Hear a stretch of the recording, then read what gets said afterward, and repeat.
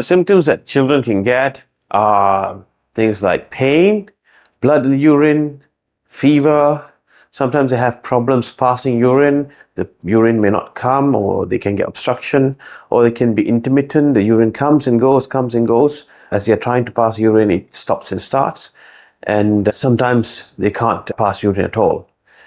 And other times there can be bladder overactivity or bladder irritation, where the child will need to go to the toilet every few minutes. So the urinary tract comprises of the kidney, the ureters, which are the urinary tubes that lead from the kidney down to the bladder itself, and the urethra, which is the tube that leads from the bladder out to the exterior.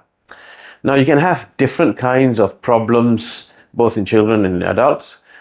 So whenever the symptoms are quite significant, as in they are going to the toilet regularly, or they are having severe pain or associated fever, it's best to take your child to your local doctor, who will then assess and possibly do some urinary tests to check whether there's an infection, and if required, refer the child on to a pediatric urologist, pediatric surgeon.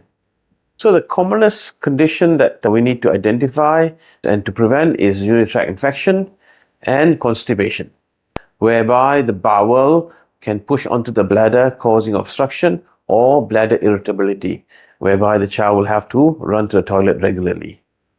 And the other, if there's obstruction to the urinary tract, the child may not be able to pass urine efficiently, or the urine flow might be intermittent. So both these situations is best to be seen by a pediatric surgeon.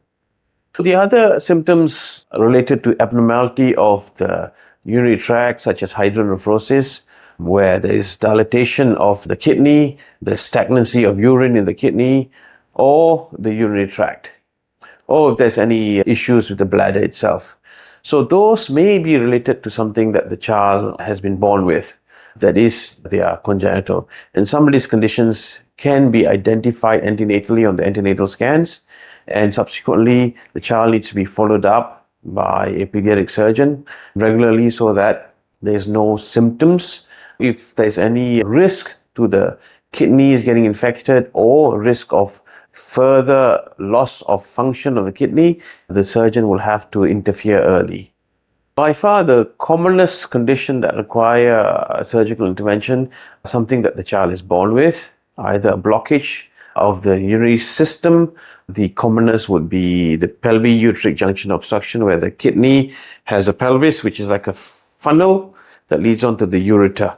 So between the pelvis and the ureter, there's an obstruction there. Therefore, it's called a pelvic-ureteric junction obstruction, which requires surgery to deobstruct the urinary flow. Other conditions such as vesicoureteral reflux, where the urine from the bladder doesn't only come out into the exterior when they pass urine, the urine also refluxes or goes backwards towards the kidney, which may cause problems or risk of infection in these children. So we need to avoid any risk to further damage to the kidneys. The ones that are shown to have problems or have got risk of detrimental functional loss to the kidney are the ones that we require to do surgery, such as a pyeloplasty for a PUJ obstruction, or I often use a deflux injection or injection to the junction between the ureter and the bladder for children who've got this thing called a vesicoureteral reflux. When a child has fever with pain or any urinary symptoms, it's important for the parents to take your child to the doctor, firstly to take a urine sample to check and confirm whether there is a urinary tract infection.